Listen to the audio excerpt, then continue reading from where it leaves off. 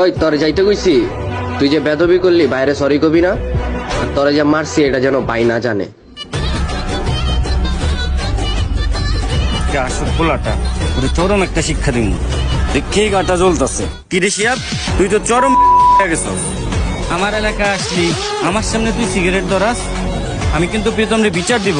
Next time যেন আমি এগুলা করতে না দেখি। ছোট ভাই দেখে আজকে ছায়া দিলাম, এ কাজ করবি না। যা, ওরে আমার চোখের সামনে থেকে লয়া যা। এ যা তো কোনানকার।